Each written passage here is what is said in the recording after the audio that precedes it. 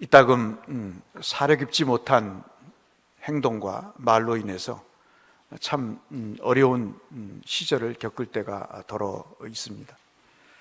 조금 생각을 했으면, 조금 분별력이 있었으면, 조금 믿음을 따라 순종했으면 그런 일이 없었을 텐데 하는 그런 경우들을 우리는 가끔 겪으며 삽니다. 내게서도 그런 일이 경험되기도 하고, 또 다른 사람의 삶을 보면서도 왜 저럴까 하는 그런 생각들을 해보며 살게 됩니다. 유난히 고집스럽고 유난히 독선적이고, 그래서 자신뿐만 아니라 사람과의 관계도 해치게 되고, 또 몸담고 있는 조직, 공동체가 와해되고 갈라지는 그러한 일들도 우리가 겪게 됩니다. 그런데 또 한편으로는 정말 이해할 수 없는 아주 괴괴한 그런 말과 행동을 하는 그런 경우도 있습니다. 참으로 이해가 되지 않고 지금까지 살아왔던 삶의 상식으로는 이해되지 않는, 받아들일 수 없는 그런 회개한 언동을 통해서 또 이상한 결과를 갖는 그런 경우도 우리가 봅니다.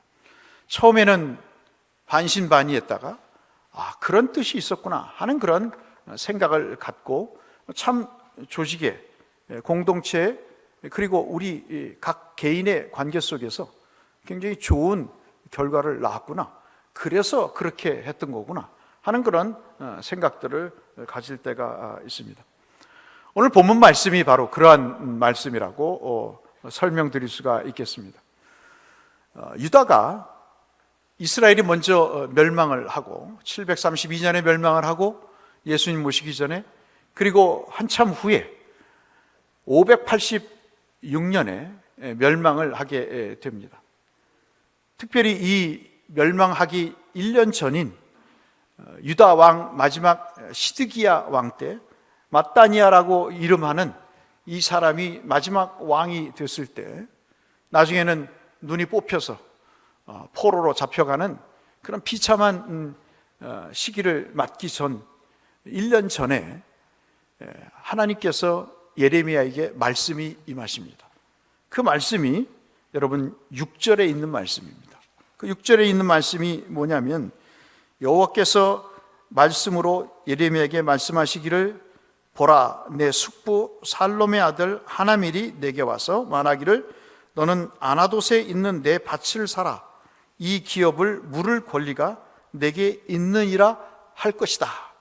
그러자 하나님의 말씀대로 8절에 여호와의 말씀같이 숙부의 아들 하나멜이 시위대 뜰 갇혀있는 예레미야, 투옥되어 있는 예레미야에게 와서 너는 베냐민 땅에 아나돗 내 땅을 사라 라는 이야기를 했다고 본문이 기록을 하고 있습니다.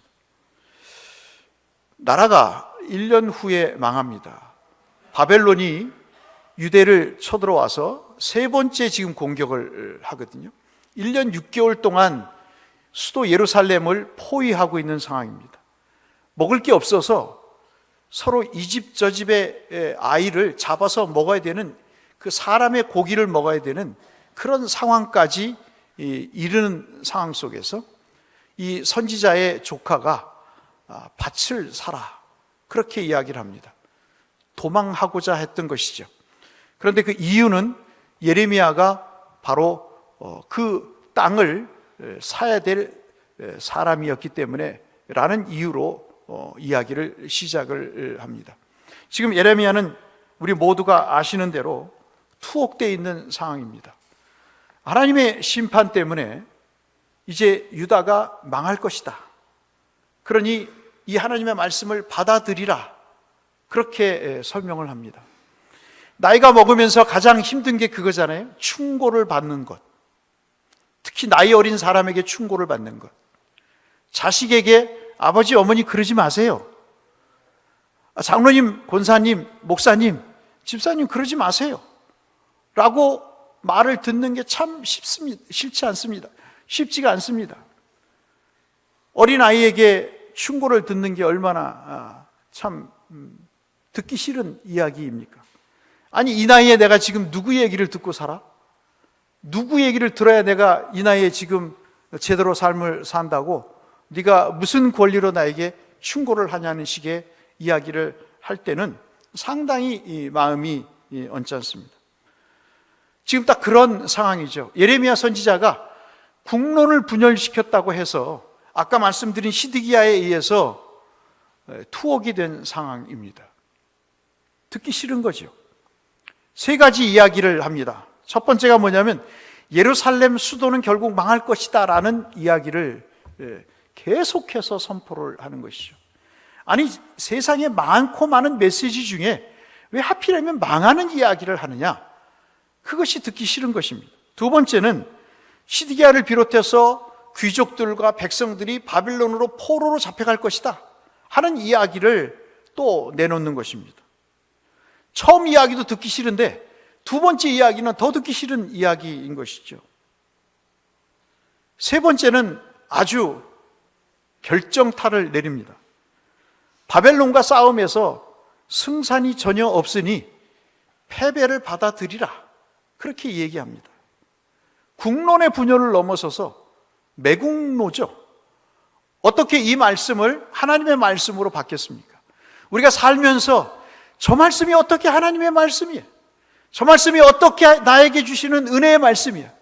내가 지금까지 짬밥이 얼마나 되는데 이 말씀을 내가 수없이 들었는데 저 말씀이 어떻게 하나님의 말씀이야? 라고 그 말씀에 대해서 문을 닫고 귀를 닫고 눈을 닫고 그리고 듣지 않으려고 합니다. 유다 말기의 특징도 그랬고 모든 타락한 시대의 특징이 뭐냐면 첫 번째가 맹목적인 것입니다. 모든 일에 맹목적으로 따라갑니다. 저럴 사람이 아닌데 저렇게 맹목적으로 이단에, 저렇게 사이비에 빠지게 됩니다. 두 번째, 부패한 세상의 특징 중에 하나, 유다를 포함해서 특징 중에 하나는 맹목과 함께 완고함입니다. 목이 곧아서 결코 들으려고 하지 않는 그러한 상황 속에 있게 되는 것이죠. 조국 유다가 살 길은 철저하게 회개하는 일이다. 새롭게 되지 않는 한 결코 유다에게는 내일이 없다는 메시지를 예레미야 선지자가 전해 갑니다. 그런데 누구도 그 사실에 대해서 심각하게 받아들이지 않습니다. 여러분 기도하셔야 됩니다. 여러분 전도하셔야 됩니다. 여러분 우리의 심령을 새롭게 하셔야 됩니다. 여러분 하나님 앞에 예배를 드리는 일에 우리가 이제 마지막 때가 됐으니 열심을 내어 노력을 해요. 하나님 앞에 우리의 심령을 새롭게 해야 됩니다 해도 그 누구도 심각하게 듣지 않습니다. 늘 그래왔, 늘 말세라고 왔어, 늘 마지막 때라고 얘기 들어왔어. 그러니 그 말씀이 심각하게 받아들이지 않는 것이죠. 어떤 때는 그것이 듣기 싫은 때가 있습니다. 어떤 때는 그것이 귀찮을 때가 있습니다. 예레미야가 오랫동안 이야기를 했습니다. 예루살렘이 함락될 것이고 포로로 잡혀갈 것이고 그리고 마지막 패배를 가져올 것이다. 그러니 하나님 앞에 돌아서라, 그렇게 이야기를 하는데 듣지 않습니다. 그런데 그 말씀이 하나부터 세개까지 계속해서 현실이 되어갑니다. 그런데도 우리가 이 예레미야 선지자의 말씀이 우리에게 심판이 아니라 우리에게 희망을 주시는 말씀이구나 라고 생각을 하고 그 말씀을 받는 사람은 많지가 않았습니다. 오히려 적국의 승리를 예고해 주는 것이다, 적국의 패망을 오히려 선전하는 저런 나쁜 놈이다 라고 이야기를 하고 저놈을 처형해야 된다는 소리가 높아집니다. 바벨론 군인들은 앞서 말씀드린 대로 이미 이 말을 하기 전 1년 6개월 전에 북방으로 군대를 직결시킵니다. 그리고 민심은 흉해지죠. 불안해집니다. 곧 전쟁이 일어날 것이라고 하는 이야기가 여기저기에서 터져나옵니다. 그리고 난리가 끊이지 않을 것이라는 소문이 꼬리에 꼬리를 물고 이 모든 사람들에게 퍼지기 시작합니다. 사람들이 금을 사서 모으기 시작하죠. 달러를 사서 모읍니다. 밭을 팔아서 그 금과 그 돈을 땅에 묻거나 아니면 해외로 빼돌리려고 계좌 이체를 하기 시작을 합니다. 하나멜도 그런 종류의 한 사람이었습니다. 이 땅을 팔아서 이집트로 도망가야 되겠다고 하는 결심을 했는지도 모르겠습니다. 결국 이 예언 때문에 우리가 아는 대로 이 예레미야는 왕궁의 뜰에 땅 속에 묻혀버리게 되죠. 언제나 그랬듯이 주님이 말씀하셨듯이 이 계시를 받아들이지 않는 때의 특징이 바로 이런 것입니다. 마태복음 13장 14절로 15절에 주님이 말씀하셨어요. 이사야 예언의 말씀을 사람들이 듣지 않았으니 이것은 바로 그 이사야 선지자의 말을 이루어지기 위함이다. 일러스되 너희가 듣기는 들어도 깨닫지 못할 것이요 보기는 보아도 알지 못하리라. 이 백성이 마음이 완악하여져서 그 귀는 듣기도 하지만 그 눈은 멀고 그 눈은 둔하며 이는 눈으로 보고 귀를 듣고 마음으로 깨달아 돌이켜 내게 고침을 받을까 두려워함이라 하는 주님의 말씀을 하고 계시죠. 결국 여러분과 제가 아시는 대로 587년 6년 그 어간에 예루살렘은 함락이 되게 되고요. 많은 왕과 그리고 귀족들이 눈이 뽑히고 쇠사슬에 묶여서 그리고 많은 좋은 훌륭한 인재들이 바벨론에 우리 옛날 백제 시대처럼 그렇게 끌려가게 됩니다. 사랑하는 성도 여러분, 이런 난리 속에 말씀을 외치는 자가 있습니다. 그리고 이런 난리 속에 땅을 팔고자 하는 사람이 있습니다. 이 하나멜은 땅을 팔아서 앞서 말씀드린 대로 도주를 하겠다는 계획을 세우게 됩니다. 우리와는 좀 개념이 다릅니다만 이스라엘 백성들은 땅이 하나님이 주신 것으로 믿고 있습니다. 하나님께서 주신 것이기 때문에 개인 소유라고 생각지 않습니다. 그런데 점점 사람들이 땅에 욕심을 갖게 되면서부터 특별히 비옥하고 척박한 땅을 나누어 가짐으로 인해서 그 땅이 하나님이 주신 땅이 아니라 자기의 땅이라고 여겨지기 시작을 했습니다. 왜냐하면 생산량이 달라지거든요. 곡식의 생산이 달라지면서 가난한 사람과 부자인 사람이 나눠지기 시작을 합니다. 한국 사회도 그렇고 유다 사회도 그렇고 모든 사회가 그렇죠. 돈을 많이 버는 사람과 돈을 많이 벌지 못하는 사람이 있을 때 반드시 나타나는 현상이 뭐냐면 계급이 형성이 됩니다. 누가 이야기를 안 해도, 누가 교육을 안 시켜도 저 사람 나보다 월등한 사람, 저 사람 나보다 못한 사람이라는 생각을 갖죠. 재벌들이 목에 힘을 주고 있는 이유는 바로 돈 때문인 것입니다. 그래서 많은 사람들은 땅을 잃어버리고 노예로 전락을 하게 됩니다.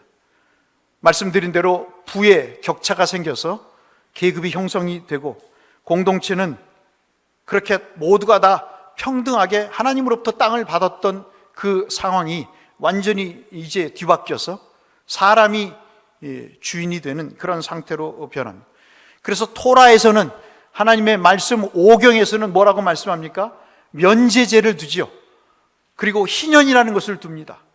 일정 기간이 지나면 그 노예 신분도 해방을 시켜주고 그리고 노예했던 외국인들도 자기 나라로 보내고 그리고 소유했던 땅도 다시 옛날 주인에게로 돌려주는 어찌 보면 가장 이상적인 나라를 하나님이 모세 오경을 통해서 교육을 시키셨죠.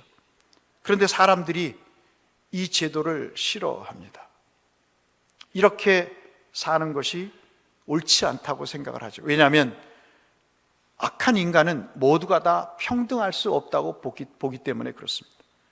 누구를 군림해야 되는 그래서 직성이 풀리는 사람이 있고 누구에게 복종을 해야 그 삶의 존재감을 느끼는 그런 사람들도 있기 때문에 그렇습니다.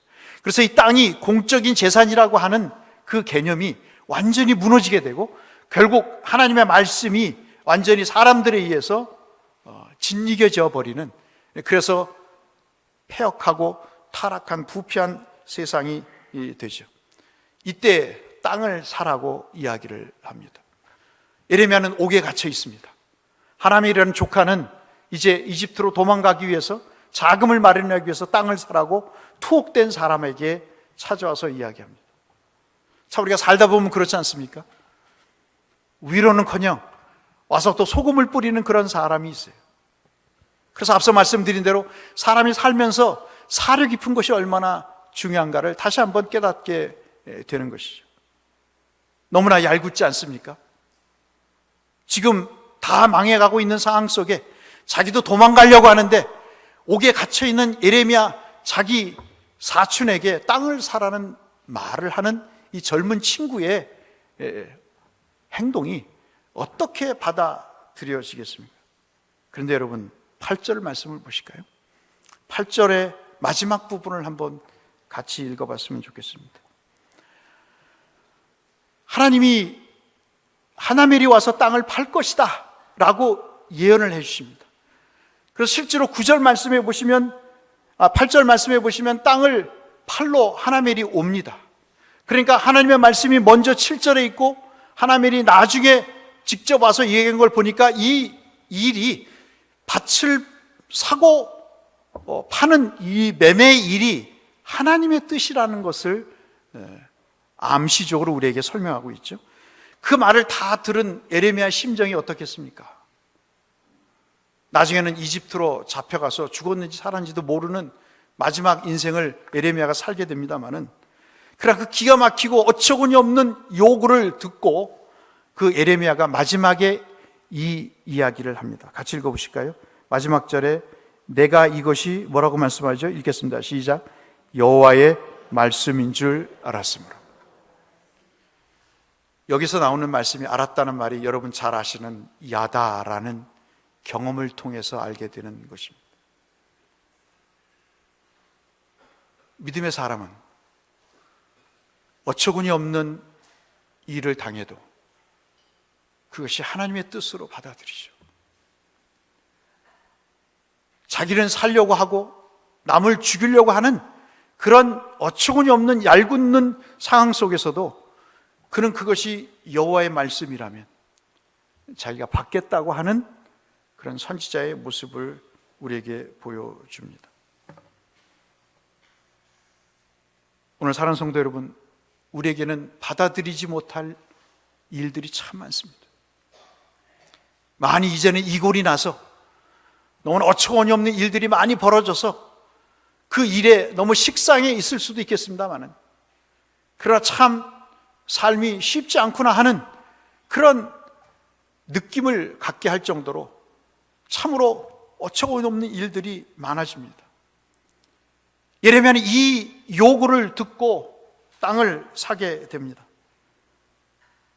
이 말씀이 이루어지기를 바라는 마음으로 땅을 삽니다. 마리아가 그랬죠. 수태고지를 네 몸에서 메시아가 날 것이다 라고 하는 그 이야기를 듣습니다. 여인의 몸으로, 여인의 마음으로 메시아를 잉태해서 낳는다는 게 얼마나 큰 부담이겠습니까? 이런저런 이야기를 한 끝에 여러분 누가복음 1장 39절에 보시면 마리아가 이렇게 이야기합니다. 계집종이오니, 주의 계집종이오니 말씀대로 내게 이루어지이다. 그 이야기를 하면서 하나님 앞에 순종할 것을 이야기할 때 천사가 그제서야 마리아를 떠난다고 말씀을 하고 있죠. 예레미야는 17세겔, 약 은으로 따지면 200g 정도의 땅을 삽니다.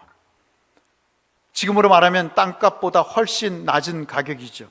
어찌 보면 저와 여러분이 잘 아시는 대로 다운 계약서를 체결한 것과 같은 행위입니다. 정상적인 매매 행위라고 볼 수 없겠죠.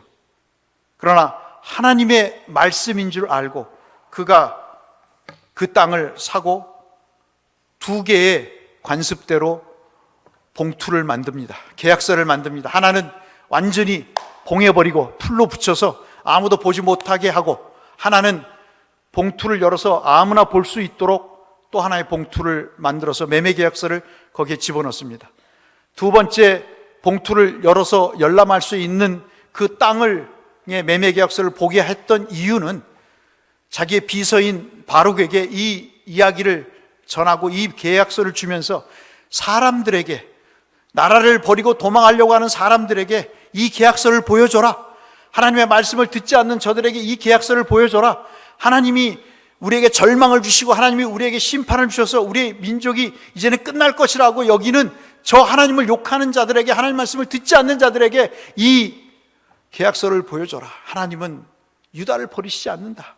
하나님은 택한 백성을 버리시지 않는다. 하나님은 매질하시는 하나님만이 아니다. 하나님은 너희들을 새로운 희망으로 이끄실 하나님이시다. 그 말씀의 메시지를 확인하기 위해서 비서인 바룩에게 이 메시지 하나를, 계약서 하나를 봉인하지 않고 열람할 수 있도록 개봉하라고 이야기를 합니다. 얼마나 많은 세월을 하나님을 등지고 자기 합리화의 삶을 살아야 직성이 풀리는 민족일까요? 하나님께서 그렇게 신음하던 이스라엘 백성들을 구원하셨습니다. 이 계약서를 다 마치고 여러분, 예레미야가 하나님 앞에 기도합니다. 그 기도가 오늘 읽지 않았습니다만 16절 말씀입니다. 16절 말씀 한번 보실까요? 16절 보시면 이렇게 되어 있습니다. 내가 매매 증서를 네리야의 아들 바룩에게 넘겨준 뒤에 여호와께 기도하여 이르되, 17절에 이렇게 이야기합니다. 같이 화면과 성경을 보실까요? 17절 한번 보여주시겠습니까? 같이 읽겠습니다. 17절 성경을 보시면서 같이 읽겠습니다. 시작. 슬프도소이다. 주 여호와여, 주께서 큰 능력과 펴신 팔로 천지를 지으셨사 주에게는 할 수 없는 일이 없으시니라. 아멘. 여러분 믿으시죠? 하나님은 하실 수 없는 일이 없으신 분이에요. 제 인생에 있어서도 하나님이 그랬었어요. 때로는 쓴소리를 해도, 때로는 목사야 그렇게 하면 안 돼! 라고 이야기를 해도 그것이 듣기 싫은 말씀이었어도 얼마나 괴롭겠어요, 여러분. 하나님 말씀 읽다 보면 제 구미에 맞는 말씀만 주시나요? 유독 목사에게는 구미에 맞지 않는 말씀을 주실 때는 너무나 괴롭습니다, 여러분. 그 말씀대로 살아라고 할 때는 더 괴롭습니다. 그 말씀대로 살아야 네 교회가 살아난다. 그 말씀대로 살아야 너의 성도들이 산다. 그 말씀대로 네가 삶을 살아야 하나님이 내게 복을 주시고 너의 성도에게 복을 주신다 할 때는요, 쥐구멍이라도 들어가고 싶어요. 주님 차라리 데려가십시오. 별로 반응도 없는데 데려가십시오. 그런 생각이 들 때가 있더라고요. 내 나이가 몇인데 누구의 말을 들어요? 지금은 그런 시대입니다. 그런데 그 뼈아픈 말씀이 들릴 때도 여호와의 말씀인 줄 알아. 내가 그 말씀대로 행하겠습니다. 당신은 하지 못하실 일이 없으신 분이십니다. 당신은 능치 못할 일이 없으신 분이십니다. 저를 지금까지 이 나이 먹도록 인도하신 하나님을 보면 하나님은 못하실 일이 없으신 분이십니다. 불가능이 없으신 분이십니다. 자기의 백성을 버리시지 않는 분입니다. 택한 백성의 시름소리를 듣지 않는 분이 아니십니다. 이 기도 여러분 17절 이하에 보시면 구구절절하게 출애굽부터 시작해서 그들을 왜 택했는가? 왜 그들을 하나님이 복 주셔서 애굽 땅에서 건지셔서 가나안 젖과 꿀이 흐르는 땅으로 인도하셨는가? 그럼에도 불구하고 얼마나 많은 나날들을 저들이 하나님의 등을 지고 살아가면서 거룩한 척, 하나님의 백성인 척, 하나님의 말씀을 듣는 의인인 척하며 살아왔는가? 개탄하의 목소리를 내면서 슬프도소이다. 슬프도소이다.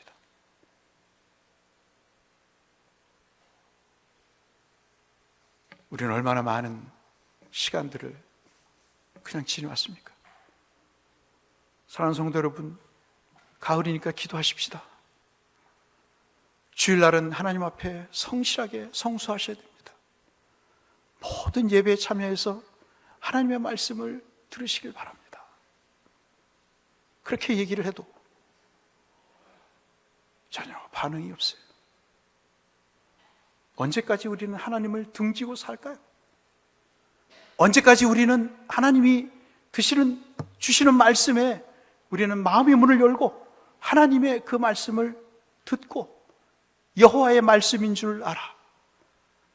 나에게는 듣기 싫은 말씀이지만, 나에게는 꼴보기 싫은 말씀이지만, 내가 하나님 이 말씀 붙잡고 나갈 때 내 병을 고쳐주시고 내 자녀를 고쳐주시고 내 교회를 살리시고 내 사업장을 하나님이 인도하실 거라고 하는 그런 확신을 갖고 내가 주 앞에 나갑니다. 하나님 여호와의 말씀인 줄 알았으므로 내가 그 일을 행하겠습니다.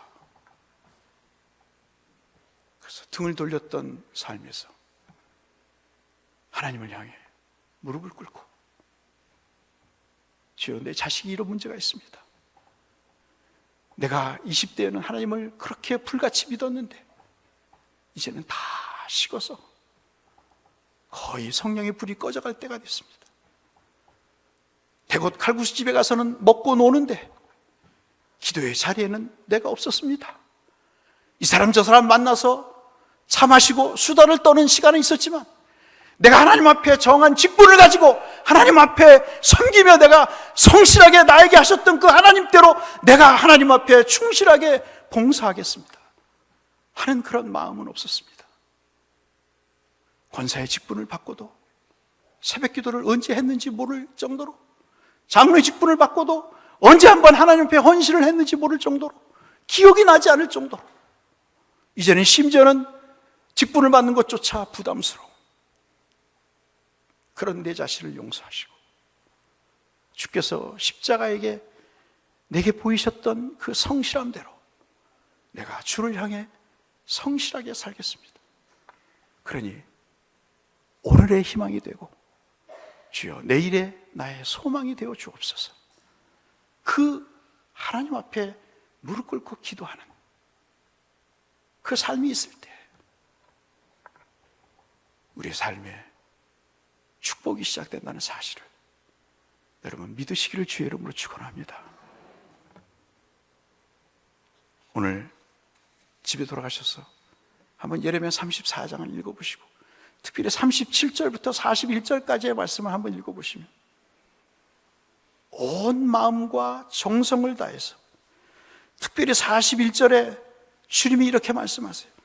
내가 기쁨으로 그들에게 복을 주되 분명히 나의 마음과 그리고 정성을 다하여 그들을 이 땅에 심을 것이다 이야기합니다. 선지자의 글을 통해서 내 생각과 너희 생각은 다르지 않니? 주님이 그렇게 말씀하셨어요.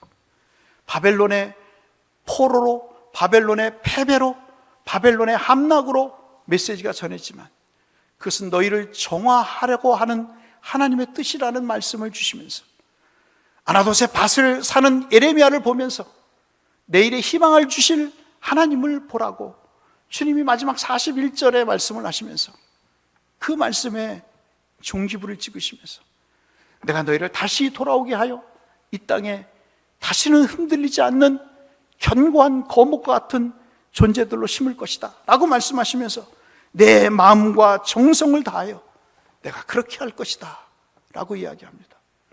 마음이 떠나고 정성이 없어지고 섬김이 없어진 그 백성들을 향해 내가 너의 마음을 다해 나의 정성을 다해 너희를 그렇게 인도할 것이다 라고 주님이 말씀하고 계십니다.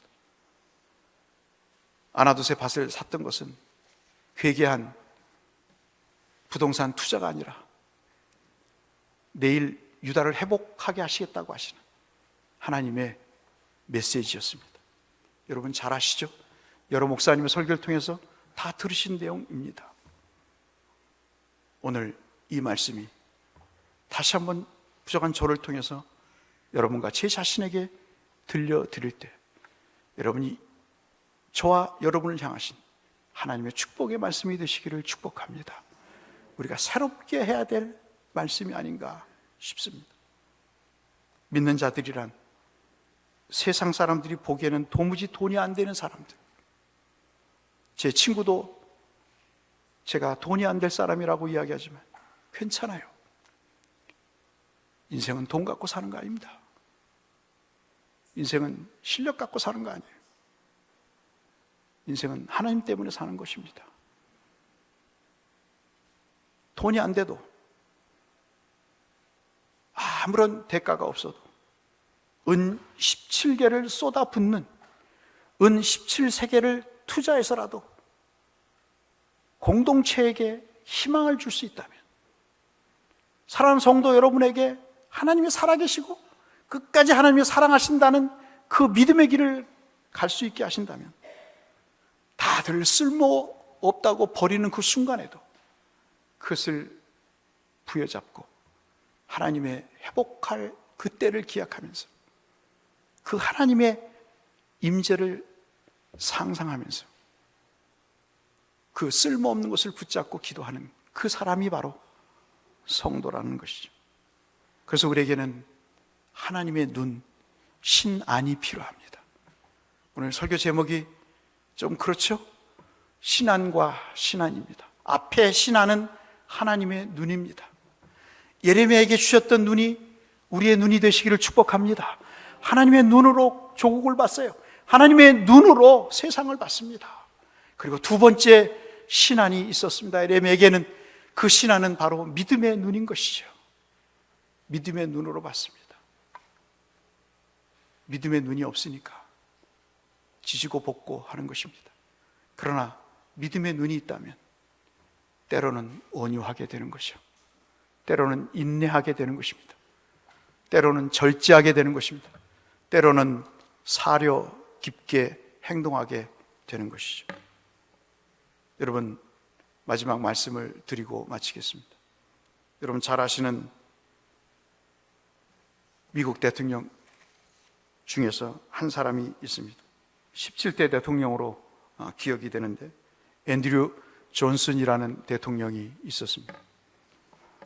이 사람은 가장 큰 업적 중에 하나가 알래스카를 720만 달러의 소비에트 연방으로부터, 소련으로부터 사들입니다. 그때 소련 정권이 정신이 나갔는지 그 쓸모없다고 하는 알래스카를 720만 달러에 존슨에게, 미국에 넘기게 됩니다. 존슨 대통령은 3살 때 아버지를 잃고 14살 때 양복점 점원이 됩니다. 그리고 18살에 구두 수선공의 딸과 결혼을 합니다. 공부를 하고는 해본 적이 없습니다. 그러나 아내의 인도를 따라 교회에 열심히 나갔습니다. 그리고 교회에서 열심히 글을 배웠습니다. 성경을 읽고 성경을 필사하고 성경을 암송하는 일을 부인을 통해서 했습니다. 40세가 되자 달변가가 됐습니다. 그리고 명필가가 됐습니다. 그리고 지도자로, 미국의 지도자로 우뚝 서게 되죠.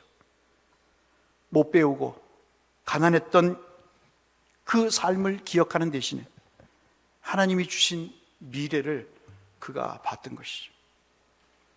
당시 알래스카는 여러분 아시는 대로 미국 본토의 5분의 1에 해당되는 큰 땅입니다. 지금 보면 엄청난 땅이죠. 이 땅을 사자 그럴 때 미국 의회가 발칵 뒤집혔습니다. 정신 나간 소리를 하고 있다. 지금.